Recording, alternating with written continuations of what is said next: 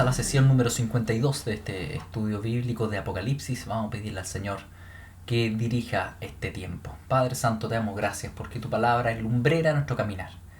Nos permite en primer lugar conocerte más, pero también nos da sabiduría para saber cómo desenvolvernos, Señor, en este mundo, qué hacer, de qué manera. Te rogamos que tú nos guíes, que tu Espíritu Santo guíe toda esta conversación, Señor, este estudio de tu palabra. Y te damos gracias porque tú siempre estás con nosotros en todo tiempo. En el nombre de Jesús. Amén. Bien, mis queridos, hoy día estamos terminando el capítulo 13 de Apocalipsis. Y en este capítulo 13 hemos estudiado ya varias sesiones, hemos visto varios personajes que aparecen. Vimos la semana pasada cómo el personaje, o no sabemos bien qué es, la imagen de la bestia, ¿no es cierto?, que aparece ahí. Anteriormente a eso vimos el falso profeta, pero sin lugar a duda el personaje central de todo este capítulo es llamado la bestia. Les repaso un poco, hay un par de versículos, porque de hecho en eso consistía. Dice que Juan: me paré sobre la arena del mar y vi subir del mar una bestia, y después ese término aparece aquí continuamente. En el capítulo 13 dice: y la bestia, versículo 2, vi que era semejante a... Y como en el versículo 3, que se maravilló toda la tierra en pos de la bestia, ¿no es cierto? Y por un lado dijimos que ese término, la bestia, hace referencia al imperio mundial del anticristo, pero también al mismo tiempo hace referencia a ese rey final, que es el anticristo mismo, que va a reinar brevemente durante ese periodo de persecución y de tribulación.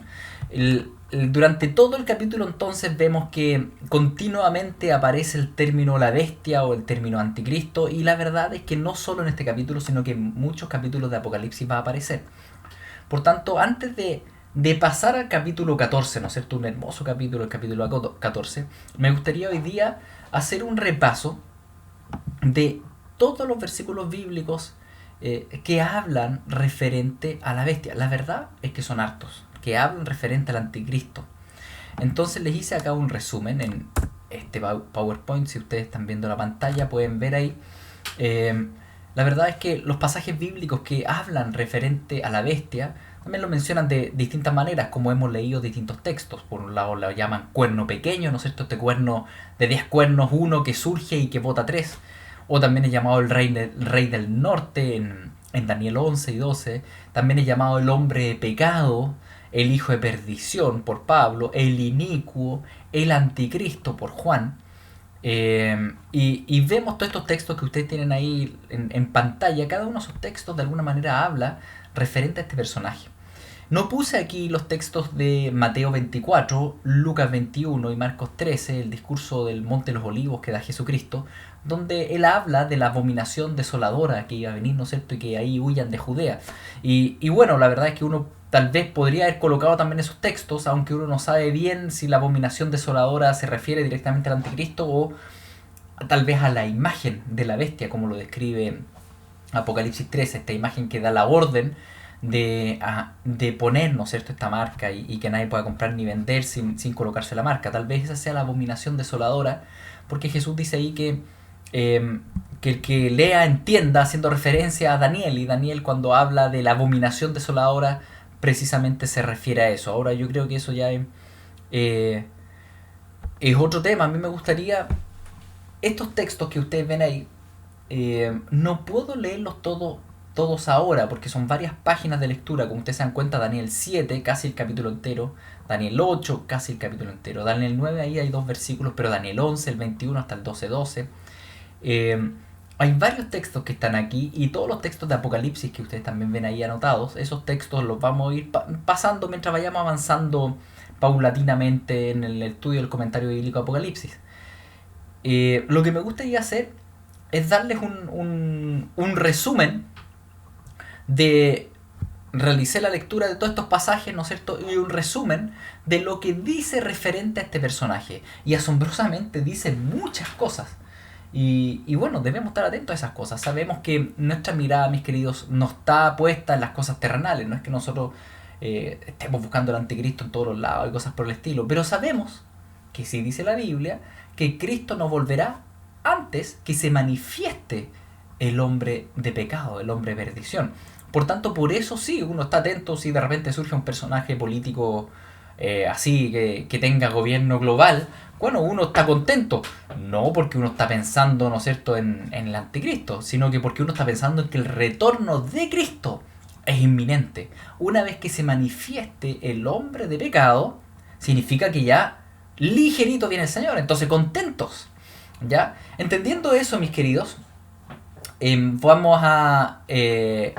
a hacerles un resumen, tengo un resumen acá escrito que les voy a mostrar ahí en el Word, de todas las características que estos textos dan del anticristo, o de la bestia, o del inicuo, ¿ya? Que al menos a mí me parece que da esas características. Obviamente hay posturas que pueden tomar bien distintos esos textos, pero al menos a mí me da la impresión que dice eso. Así que voy a ir al Word que ustedes ven ahí. Y resumiendo entonces todos esos pasajes que ustedes veían ahí en pantalla,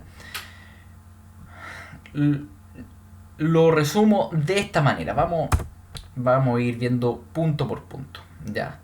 Respecto al cuándo, ¿qué dicen todos estos pasajes cuando uno los lee respecto al cuándo? Segunda Tesalonicenses 2, del 6 al 7 dice que ya está en acción el misterio de la iniquidad, pero aún no se manifiesta plenamente, pues hay quien al presente lo detiene. ¿Ya? Entonces, ya está presente de alguna manera todo ese misterio de la iniquidad, pero algo lo detiene. Probablemente ese algo sea Dios, ¿no es cierto? Lo hemos hablado antes, porque no creo que haya alguien, alguna persona poderosa como para detener, ¿no es cierto?, todo este misterio satánico de la iniquidad. Es el Espíritu Santo, es el Señor, y bueno, por medio de su iglesia también probablemente.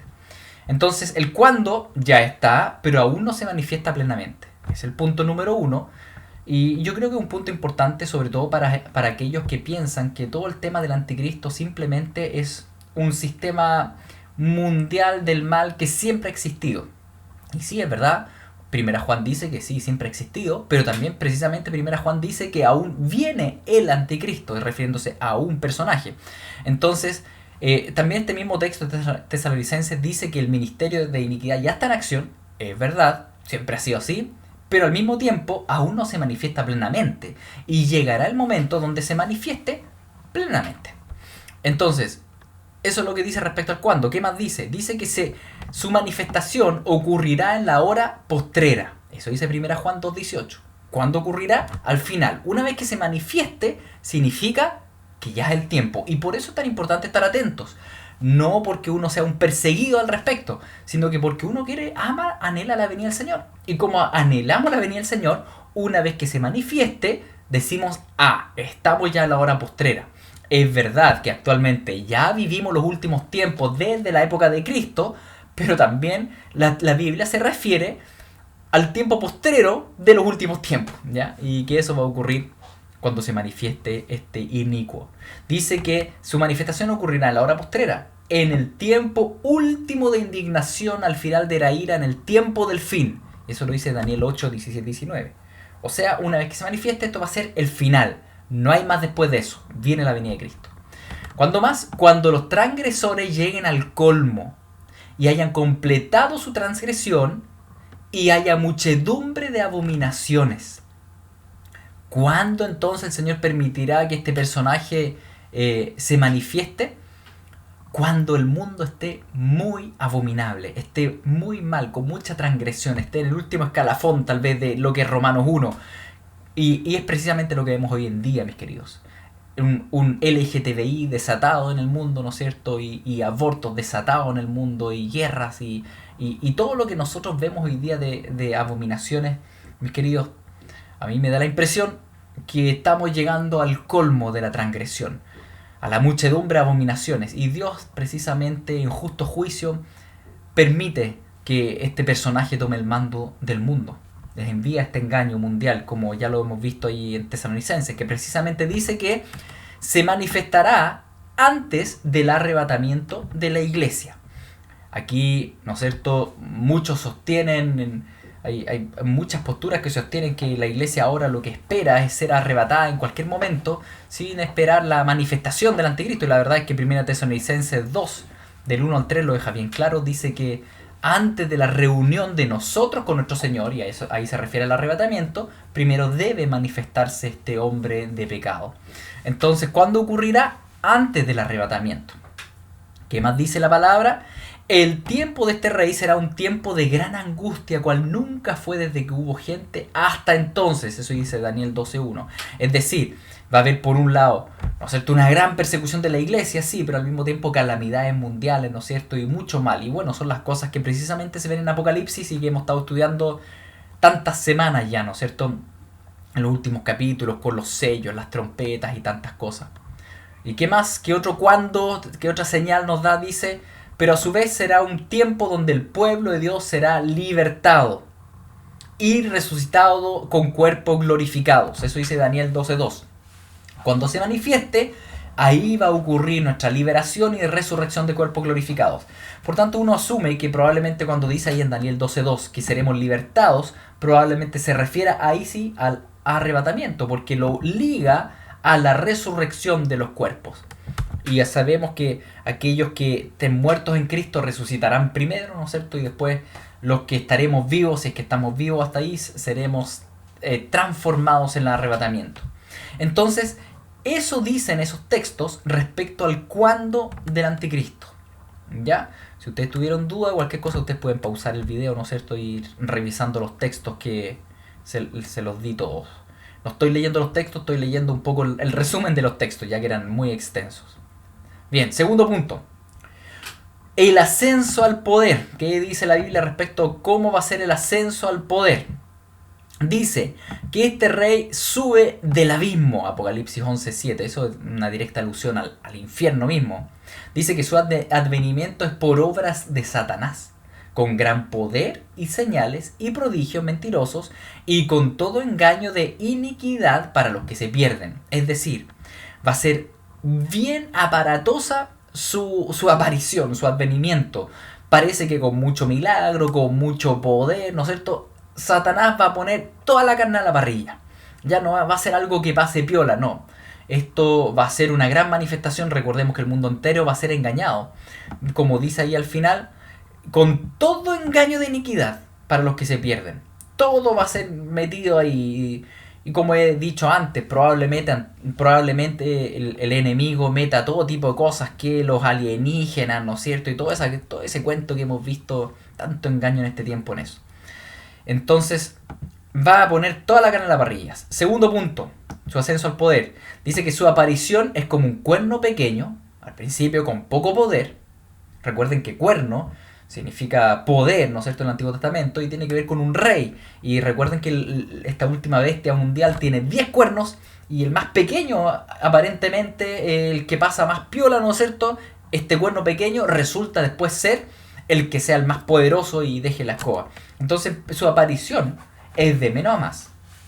Si bien es con mucho poder y señales y prodigios, inicialmente es de menos a más.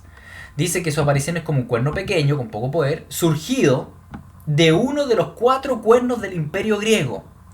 Y ojo con esto es sacado de Daniel 8, del 8 al 9, cuando da una profecía sobre el imperio griego que va a destruir al imperio medo-persa, que así ocurrió, y que después se divide en 4 cuernos, y de uno de esos 4 cuernos surge este cuerno pequeño. Entonces uno no sabe ahí si va a surgir, ¿no es cierto?, de alguno de esos. A ver, les recuerdo que el imperio griego se dividió en 4 secciones gigantescas. Una sección llegaba hasta la India, la otra estaba todo el Medio Oriente, sección norte, la otra todo el Medio Oriente, sección sur, y después la otra estaba en Grecia misma. De toda esa región del Medio Oriente puede surgir este personaje, desde Grecia hasta la India. Ahora, como habla siempre el rey del norte, uno asume más que surge por ahí del Medio Oriente tirado para el norte.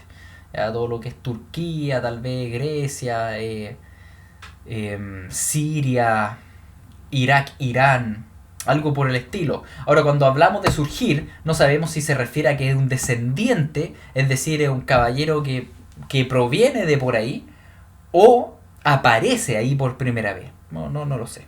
Pero así al menos es descrito su ascenso al poder, como un cuerno pequeño surgido de uno de los 4 cuernos del imperio griego que salen de entre los 10 cuernos de los reyes del mundo.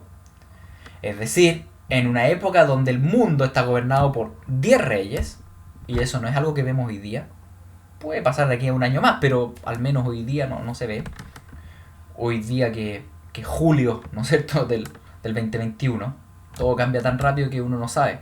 Y viene después de estos 10 reyes, ¿no es cierto? Dice en Daniel 7:24 que es diferente a ellos.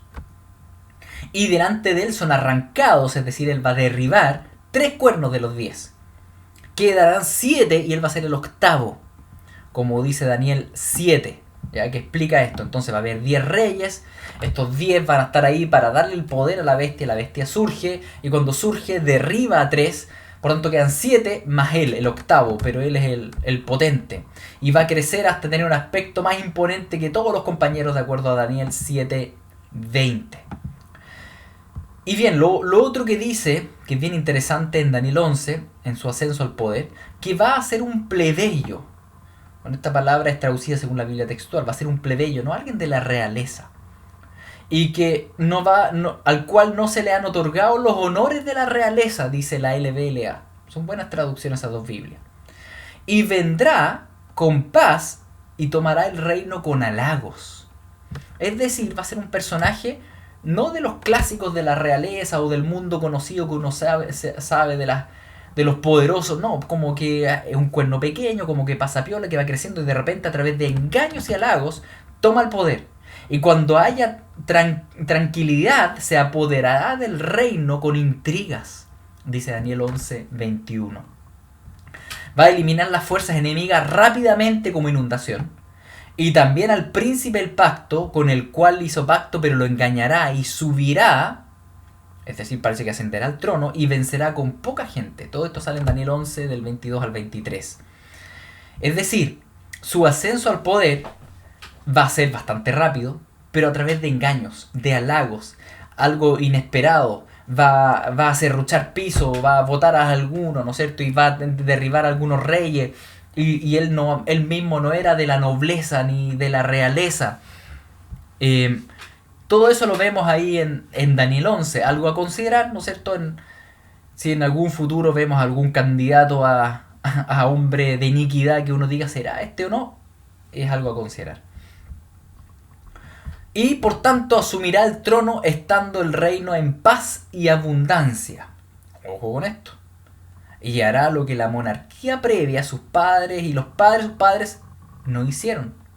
Repartirá entre sus adeptos las riquezas obtenidas, de acuerdo a Daniel 11:24, y colmará de honores, dominio y recompensa a los que lo reconozcan. Y de esta manera él va a ganar rápidamente poder, porque obviamente un gobernador, un rey, ¿no es cierto?, que entregue los millones y reparta a todo el mundo y que sea una especie de Farcas, todo el mundo lo va a amar inmediatamente y va a querer sumarse.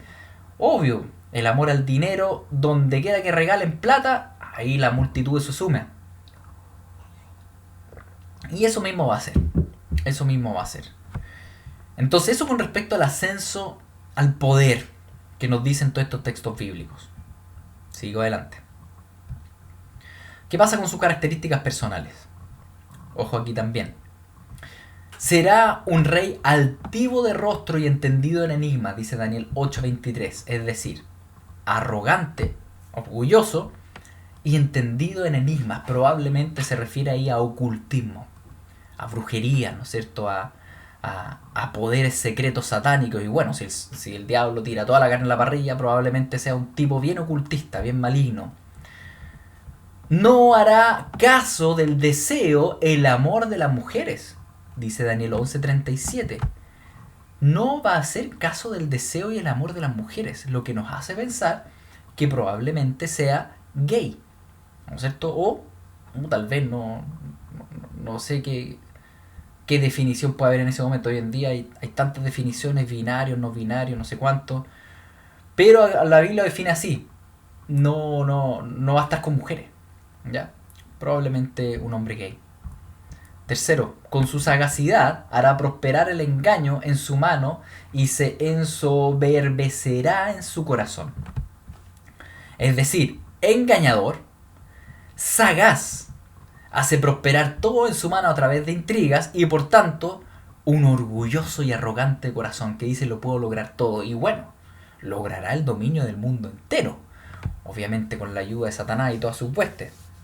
No tiene idea, sí, este hombre orgulloso, que todo esto fue planeado y permitido por Dios desde antes de la fundación del mundo, y que en realidad no hay nada que escape del control soberano de Dios. Bueno, de eso se va a dar cuenta cuando esté en el lago de fuego el hombre. Cuarto, el rey hará su voluntad, se ensoberbecerá y se engrandecerá sobre todo Dios. Y fíjense cómo cada vez que menciona la característica de este rey, dice que es altivo rostro, que es soberbio, que es orgulloso, tal como es Satanás su padre, ¿no es cierto? Satanás, pues, un arrogante que hasta el día de hoy piensa que puede ganarle a Dios, o que puede hacerle mella, no sé, ¿no? Y sigue batallando y no, nada que hacer. Dios es todopoderoso.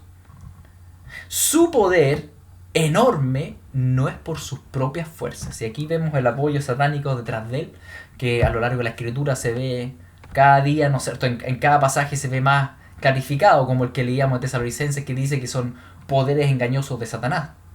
Su poder será enorme, pero no porque él es poderoso, es un hombre caído nomás. Arrogante sí, pero que Satanás va a utilizar. Y dice, adorará a un Dios desconocido para sus padres, al Dios de las fuerzas. Ojo aquí, el Dios de las fuerzas. En la Reina Valera del 1909 es traducido como al Dios Mausim.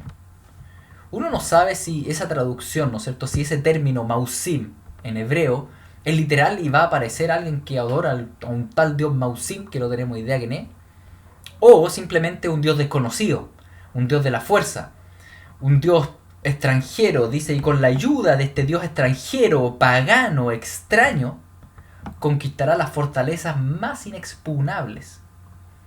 Entonces aquí uno no sabe realmente a qué se refiere con esto de un Dios extraño que tiene fuerza, si un ángel caído prediluviano, un ejército de aliens, qué será la cuestión. Pero algo que, como dice, no, un Dios desconocido. Más de eso es difícil sospechar. Pero todas estas características, mis queridos, se las cuento, está ahí en la palabra, para que las tengan presentes en el momento de evaluar si es o no un personaje, porque hoy en día, ¿no es cierto?, tantos personajes que se han dicho que son anticristo, ¿no? Que se ha dicho, ¿no? Que Obama, que este, que el otro. La verdad es que tendría que cumplir todas estas condiciones, porque es más fácil que desaparezca el universo a que no se cumpla una sola coma de la palabra del Señor. La apostasía. Aquí la palabra se detiene harto y se refiere respecto a él como apóstata. Dice que del Dios, Eloá en hebreo, de sus padres no hará caso. Y aquí queda la duda. Uno dice, el Dios de sus padres no hará caso. ¿Qué significa eso? ¿Que sus padres eran cristianos, tal vez unos cristianos de religión, o eran judíos? ¿No hará caso de que de Jehová? ¿Será un descendiente judío el que de alguna forma será este anticristo? Bueno, es bien extraño, a menos que se refiera acá que no hará caso del Dios de sus padres con respecto a cualquier deidad, lo que sería raro, ¿no es cierto? Y después dice, el cuerno pequeño tiene ojos de hombre y una boca que habla grandes cosas, sonido de grandes palabras. En Daniel 7:8, y sabemos que habla, dice, hablará palabras contra el Altísimo, Daniel 7:25. Contra el Dios de los dioses hablará cosas espantosas y prosperará hasta que sea consumada la ira, Daniel 11:36-16. Y dice, hablará grandes insolencias y blasfemias contra Dios, contra su nombre, su tabernáculo, Jesucristo, y a los que moran en el cielo, eso dice Apocalipsis 13. Es decir, va a ser un hombre muy blasfemo. Va a decir una cantidad de aberraciones respecto a Dios, su carácter, la Trinidad, el cielo. Va a inventar, pero cualquier cosa, y todo el mundo le va a creer, contentos todos. Y no, va a ser pura blasfemia. Niega que Jesús es el Cristo, niega al Padre, niega al Hijo, eso dice 1 Juan 2:22, y niega que Jesucristo ha venido en carne, no confiesa a Jesús, como dice 1 Juan 4, ¿no es cierto?, y 2 Juan 7, el espíritu del anticristo niega a Cristo. Y claro, se pone en lugar de Cristo, se pone como Salvador y menciona a Jesucristo como simplemente un profeta más. Eso es algo a considerar. Lleva a cabo e induce a la apostasía, oponiéndose y levantándose contra todo lo que se llama Dios o es objeto oculto y adoración, tanto que se sienta en el santuario de Dios en el templo de Dios como Dios, haciéndose pasar por Dios y proclamando que Él mismo es Dios. Eso es 2 Tesalonicenses 2:3. Realmente Él toma la posición de deidad, de Dios, en su arrogancia, en su soberbia, en su reinado mundial, en todo el poder que lo acompaña. Él toma la posición de Dios y se sienta en el templo de Dios. Y bueno, sabemos que el templo de Dios es la iglesia de Jesucristo, y por eso muchos dicen, bueno, tal vez va a ser alguien, una especie de cristiano engañador que va a tomar posición en el trono, en el centro de la iglesia de Jesucristo. Pero es difícil pensar eso, sabiendo que la verdadera iglesia de Jesucristo tiene el Espíritu Santo y no lo van a aceptar. Al revés, van a ser asesinados por él por no aceptarlo. Por tanto, tal vez este versículo hace referencia a lo que Daniel 11 habla de precisamente la abominación desoladora colocándose en el templo de Jerusalén. Si eso fuese así, lo que sería necesario es que se construyera un tercer templo en Jerusalén, que actualmente no hay ningún templo judío ahí. Pero no sabemos, obviamente ahí hay posturas diversas, y cuando ocurra todo esto ahí vamos a darnos cuenta si quién tuvo la razón y quién no.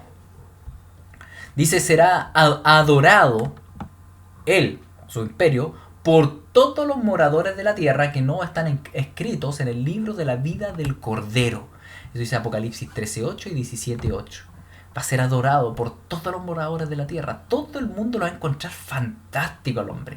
Y su reino, fantástico. Y con todos sus monstruos, ¿no es cierto? Y toda su inmoralidad. Todo el mundo lo va a encontrar fantástico. El mundo va a estar caído. Y eso nos hace recordar, mis queridos, que el Señor da al ser humano lo que merece el ser humano. Y si el ser humano estaba lleno de abominaciones y aberraciones, como leímos en el texto anterior, Dios le da al anticristo porque se lo merecen. Y el anticristo los va a hacer pebre, ¿sí? Los va a dominar y los va a esclavizar a través de la marca, ¿no es cierto? Y va a dominar sus mentes y corazones y todo lo que está ahí escrito. Pero se lo buscaron. Nadie puede decir aquí que no. Dice que el mundo va a estar fascinado detrás de este hombre, de sus poderes, ¿no es cierto? Y por eso hoy en día se prepara tanto todo este tema, el terreno. El diablo está preparando con todas las películas de superhéroes y series de superhéroes. Todas esas series de películas de superhéroes están obviamente preparando el camino al falso Mesías, al superhéroe falso del anticristo, que va a ser salvador, ¿no es cierto? Pero finalmente una abominación para el mundo, una destrucción del mundo. Entonces dice que hace junto al falso profeta, y esto es lo que hemos estudiado durante estas semanas, hace junto al falso profeta que a todos les pongan una marca, un sello, un rasguño, jaragma, como estudiamos la vez pasada, mediante punción o incisión. Es lo que hablábamos la semana pasada en griego, el 666, que significa el hichistigma, y stigma significa perforación, en su mano derecha o en su frente, sin la cual no se puede comprar o vender. Él va a estar entonces metido en todo este cuento que ya estuvimos hablando, y que va a hablar de este dominio total del diablo sobre el mundo. Y que tenemos que poner mucho ojo, mis queridos. El enemigo intenta siempre destruir al pueblo de Dios, y obviamente lo que va también a intentar destruir al ser humano. Probablemente toda esta marca tenga también temas de alteración genética. Es lo más probable, porque el enemigo quiere destruir la imagen de Dios en el hombre, y destruyendo el ADN y la genética, con todo eso que hoy en día se está dando, tal vez el enemigo ahí quiere hacer algo. No sé, tenemos que estar atentos, mis queridos. No podemos ser pavos como palomas. Tenemos que ser mansos como palomas, pero astutos como serpientes. No vaya a ser que el enemigo ahí nos pase un gol, ¿no es cierto? Tenemos que estar bien atentos. Y en ese sentido, en todos los avances de biología, ¿no es cierto? Y el transhumanismo, y meterse máquinas al cuerpo, y cambiarse la genética y el ADN, ¿no? Pongan ojo con eso, mis queridos. Nuestro cuerpo es templo del Espíritu Santo, es sagrado. El Señor nos hizo como nos hizo, y debemos estar agradecidos. No vayan a manipularse genéticamente y robotizarse y tantas cosas que hoy en día se ven. No, nuestros cuerpos son del Señor. Nuestros cuerpos son del Señor, no son de nosotros, no somos nuestros. No somos nuestros como para andar jugando con el templo que es del Espíritu Santo.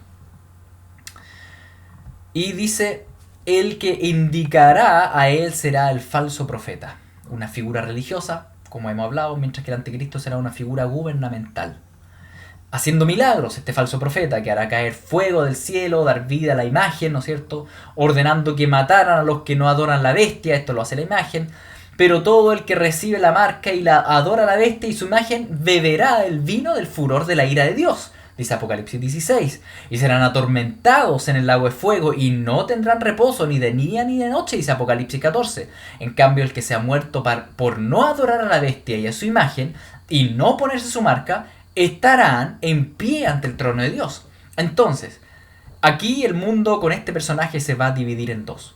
Los que van a ser perseguidos y torturados por el anticristo y aquellos que van a estar contentos con el anticristo y van a ser recompensados con honores, pero ellos van a sufrir perdición eterna. Mis queridos, ¿qué ganar el hombre? Si ganar el mundo entero pero perdieres su alma, no pierdas tu alma. No te pongas la marca, no adores a la bestia ni este mundo, y más bien sé parte de los santos perseguidos, como es el punto que sigue, que también menciona tanto la escritura. Fíjense cuánto dice la Biblia respecto a este personaje. La Biblia nos advierte muchísimo, para que no nos pasen gato por liebre, para que no seamos engañados. Referente a la persecución, ¿qué dicen los textos bíblicos? Dice que se engrandecerá hasta el ejército de los cielos y parte del ejército y de las estrellas echará por tierra y las pisoteará. Eso sale en Daniel 8:10. ¿A qué se refiere? No estamos bien seguros. A ver, continúo la siguiente frase y ahí saco algunas conclusiones. Dice, a causa de la prevaricación, recuerden que de la maldad, ¿no es cierto?, del mundo, que probablemente Dios va a hacer un juicio contra esa maldad, dice que se engrandecerá hasta contra Jesús.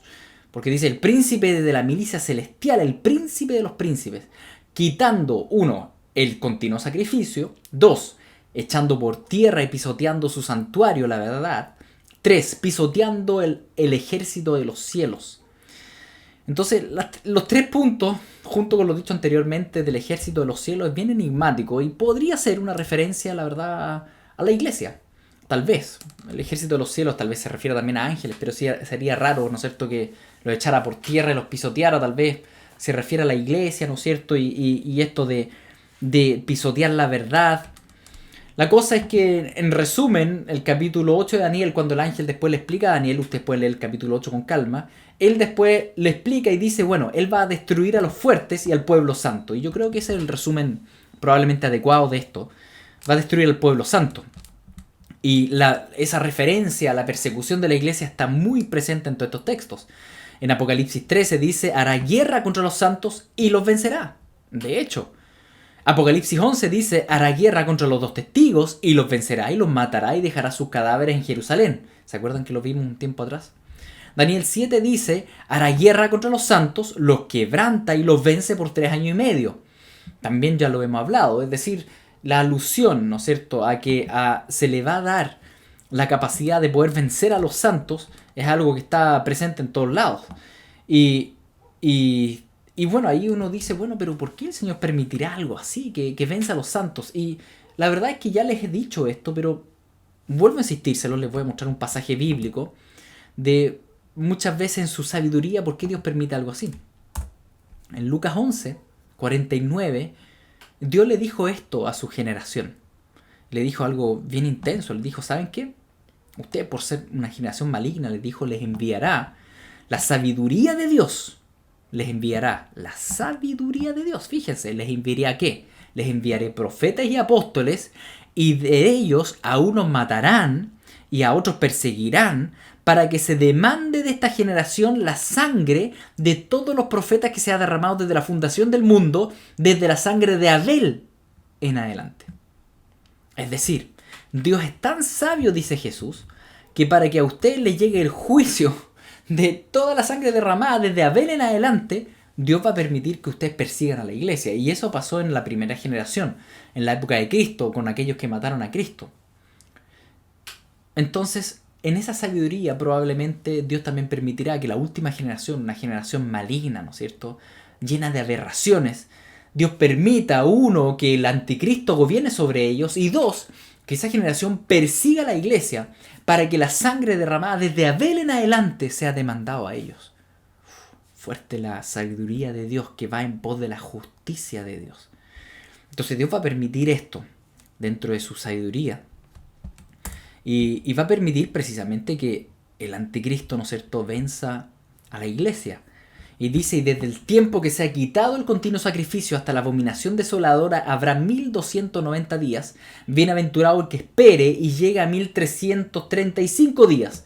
Ambas referencias de tiempo son más o menos 3 años y medio, por lo que muchos estiman, ¿no es cierto?, que cuando se coloque la abominación desoladora ahí en el templo, probablemente la imagen, ¿no es cierto?, de la bestia, que mande a chipear a todo el mundo y el que no lo haga sea eliminado, ¿no es cierto? Todo ese tiempo terrible va a durar aparentemente unos 3 años y medio si somos literales, si queremos interpretar esto literalmente.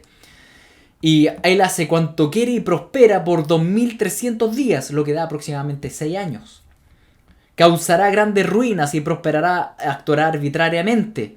Pero su plena autoridad durará solo 42 meses, 1260 días, dice Apocalipsis 13, y será sobre todo toda tribu, pueblo, lengua y nación. Es decir, si bien su manifestación y su aparición va a ser aproximadamente 6 años, interesante que no llega a los 7 años, porque siempre se habla de los 7 años, bueno, este texto dice 2300 días, lo que da 6 años nomás, más o menos. Y más o menos su tercer año ya está desatado, o su cuarto año por ahí, ya está desatado, ¿no es cierto? Y persiguiendo, teniendo poder total. ¿Y cómo hacer ese desarrollo de su reinado? Los textos dicen esto: destruirá a muchos en tiempos de seguridad y sin aviso. Las intrigas, ¿no es cierto? Y dice que crece mucho hacia el sur, al oriente y la tierra gloriosa de Israel. Y bueno, esto nos hace pensar de que no es un rey que va a gobernar en el Medio Oriente, sino que en el norte será Europa, me imagino yo, y crece hacia el oriente, siempre quiere llegar a la tierra prometida. Y dice que su primera guerra con ejército será contra el rey del sur. ¿A qué se refieren? No sé si qué tipo de rey es del sur. Quien perderá debido a traiciones internas.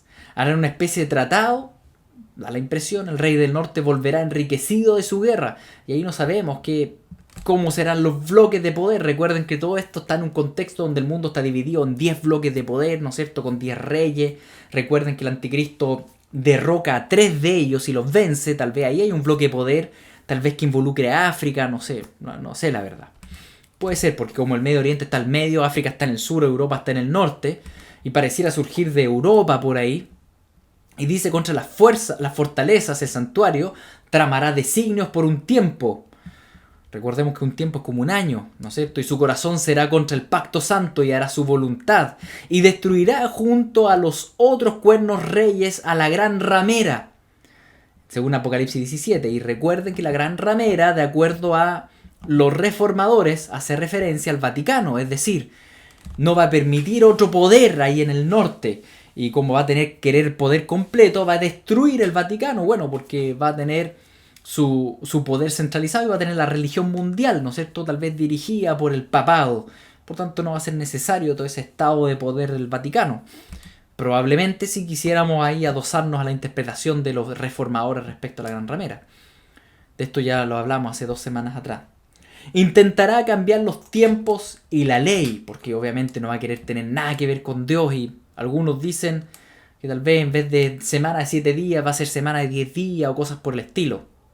Volverá a atacar el sur, pero esta vez se intimidará porque vendrá contra él nave de los isleños, en hebreo Kitim, por lo que se volverá y se enojará contra el pacto santo y hará su voluntad juntándose con lisonjas contra los que abandonen el santo pacto, los violadores del pacto, según Daniel 11.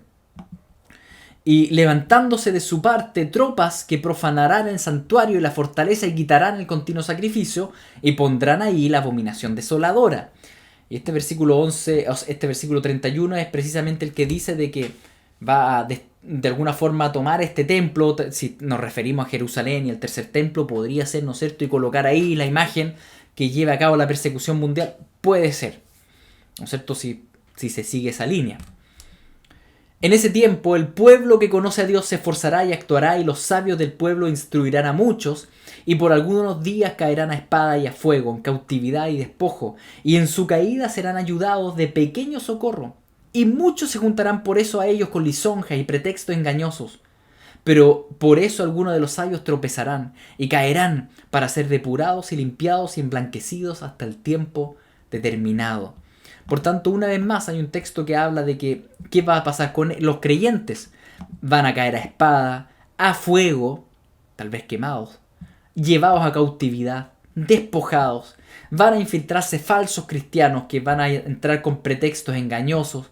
Muchos sabios van a tropezar. Un tiempo muy duro, pero por el tiempo que Dios tiene estimado. Porque recuerden que una vez que se manifieste el anticristo y esté todo esto aconteciendo, acontecerá también la salvación de parte del Señor que nos va a buscar. Y finalmente, dice, representará un imperio mundial que conjugará todos los imperios gloriosos del pasado. En opulencia, en grandeza. Recuerden que una bestia que está formado por múltiples bestias, por leopardo, por oso, ¿no es cierto?, por león. Tal vez incluso incluya el poderío prediluviano con los ángeles caídos. Y tanta cosa que uno no sabe. ¿Cómo será su fin? Y esto es lo que nos interesa saber, ¿no es cierto? En el tiempo del fin, se levantará en una segunda guerra contra el rey del sur, y esta vez el rey del norte irá a arrasar y arrasará con todo a su paso y plantará los pabellones en Israel, y ahí va a ser su fin, en torno al Medio Oriente. Y la verdad es que hay muchos textos al respecto, incluso en Zacarías, no les coloqué ahí textos de Zacarías 14 y Zacarías 12 que hablan respecto a eso. ¿Qué pasará? Lo que está determinado se derramará, tal vez refiriéndose a las copas. Se va a derramar sobre el desolador, según Daniel 9, y será quebrantado, pero no por mano humana. No va a morir a manos de ser humano, dice Daniel 8. Y bueno, el resto de la Biblia después lo explica mejor. No va a morir a manos de ser humano. ¿Por qué? Porque no va a morir. Cristo lo va a vencer y lo va a llevar vivito al lago de fuego, dice la palabra del Señor. Por tanto, claro, se va a cumplir lo de Daniel 8, no va a morir a manos de seres humanos. Al final dice, reunirá a los reyes de la tierra para la batalla del gran día del Dios Todopoderoso, dice Apocalipsis 16, y los reyes de la tierra, es decir, los otros cuernos, recuerden que hay otros 7 cuernos que le son fieles, 3 que no, y que él va a pelear y los va a vencer. Esos otros 7, ¿no es cierto?, van a pelear junto a él contra el Cordero y su ejército, pero el Cordero los vencerá. ¿Y cómo los va a vencer? Dice que el Señor lo matará con el puro espíritu de su boca. Una pura palabra del Señor va a bastar para aniquilar los ejércitos del mundo. Mis queridos, el anticristo es una alpargata al lado de Cristo. Dice que lo va a destruir con el puro resplandor de su venida.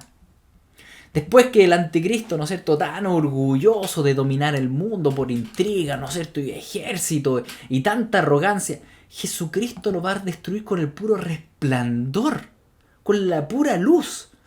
¿Y qué va a pasar con los ejércitos del anticristo y el Armagedón? Zacarías dice que los ejércitos se van a derretir, su carne se va a derretir al punto que la sangre va a llegar hasta el estribo de los caballos, hasta la boca de los caballos, como 1,5 metros. Con el puro resplandor de la venida va a ser aniquilado. Nada que hacer contra el Rey de Reyes y Señor de Señores, mis queridos. Dice que la bestia será apresada junto al falso profeta y serán lanzados vivos al lago de fuego que arde con azufre. Y hasta ahí llegan las descripciones, y ustedes se dan cuenta, son muchas las descripciones que da la Biblia referente al anticristo. Por tanto, cuando pase esto, mis queridos, nos vamos a dar cuenta, vamos a ver. Porque tú tienes al Espíritu Santo que te alumbra al respecto, y tienes la palabra del Señor, que el Señor nos dio precisamente para que la estudiemos, y eso estamos haciendo ahora, la estamos estudiando. Por tanto, cuando pase todo esto, tú te vas a dar cuenta, tú vas a saber, el anticristo, ya viene el Señor. Y esa es nuestra mirada. Nuestra mirada no es con temor, no es una mirada que está fija en una especie, ¿no es cierto?, de conspiracionista, nomás de ver a dónde está surgiendo el anticristo. No, no es eso. Es que nosotros amamos la venida del Señor, y como la amamos, estamos atentos a la palabra de Dios, discerniendo los tiempos. No es que creamos que cualquier persona puede surgir y el anticristo. No, cuando surge el anticristo va a tener todas estas características, y vamos a ver. Y vamos a ver, porque aparte que vamos a estar en persecución, ¿no es cierto?, y va a estar ocurriendo todo esto. ¿Debemos temer esto? No, mis queridos, no debemos temer. Quiero animarlos con un versículo que queda ahí en el Salmo 119. Vamos al Salmo 119. En el Salmo 119 hay un versículo que escribe David que estaba ahí en medio de persecución. Versículo 161 del Salmo 119, y dice lo siguiente. Dice, príncipes me han perseguido sin causa, dice. príncipes. Imagínense ustedes siendo perseguidos por los senadores, los diputados, los ministros de gobierno y los poderes del Estado, y todos persiguiéndote. ¿Tendrías miedo? Yo creo que sí, pero fíjense lo que dice David. Pero mi corazón tuvo temor de tus palabras. Ese es el verdadero temor que debemos tener, mis queridos. No temamos al gobierno, no temamos a militares, que a poderes, que... No. Fíjense que Cristo, cuando vuelva con su pura palabra, va a vencer a todo el mundo. Entonces, ¿a quién tienes que temer? La palabra del Señor. Ahí debe estar nuestro temor. Cuando todas estas cosas acontezcan, mis queridos, no dejes de temer el verdadero temor que debes tener. Que tu corazón diga: tengo temor, sí, tengo temor, pero no de este personaje arrogante que está ahí sentado en el trono de este mundo, sino de la palabra de Dios, de la palabra del Todopoderoso que sale de su boca y que va a destruir a este arrogante anticristo. Entonces, si hay algo que debemos temer, mis queridos, no es el anticristo, no son sus huestes, no es la persecución, porque la verdad es que si morimos es ganancia. Si vivimos, vivimos para Cristo. Debemos temer la palabra del Señor, el Rey soberano, que todo esto lo tiene planificado desde antes de la fundación del mundo. Y que por mucho que el diablo se crea pillo, ¿no es cierto?, el anticristo y todo, la verdad es que Dios, en su soberanía santa, tiene todo esto diseñado en su justicia perfecta. Por tanto, mis queridos, nosotros debemos estar atentos para discernir los tiempos, y ahora que hemos estudiado este capítulo 13, en varias sesiones yo creo que estamos más o menos claros en las cosas que van a venir, pero no es para asustarnos, al revés. Es para solamente temer la palabra del Señor, que es perfecta, que nos cuenta el final desde un comienzo, desde un principio. Y honrarlo solo a Él, descansando en Él, sabiendo que Él tiene todo en su mano. Mis queridos, no temamos a los príncipes que nos persiguen. Mi corazón debe tener temor solamente de las palabras del único Rey de Reyes que está sentado en el trono, que gobierna sobre el universo y todos los universos que Dios haya creado. Así que, mis queridos, vamos a orar, dándole gracias al Señor por su palabra, que es lumbrera nuestro caminar. Padre Santo, en ti confiamos. Te damos gracias porque tu palabra es tan clara respecto a este hombre de iniquidad que va a surgir. Tan clara que no vamos a ser engañados. No solo por tu Biblia, tu palabra, sino también por el Espíritu Santo que mora en nosotros y que nos guía a toda verdad. Señor, guárdanos de nuestro propio pecado, que no tengamos temor al mundo, que no estemos aferrados a las cosas de este mundo.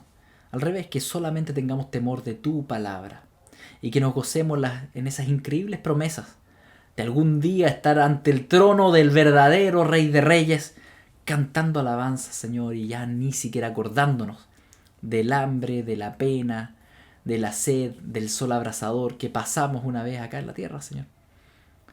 Señor, no tememos las persecuciones, al revés, creemos que es un honor poder mostrarte nuestro amor por medio de las tribulaciones en este mundo. Espíritu Santo, capacítanos para poder vivir esos tiempos honrando al Hijo, dándole gloria al Hijo, llenos de gozo y teniendo temor solamente de ti, a quien realmente debemos temer. Gracias, Padre Santo, en el nombre de Jesús.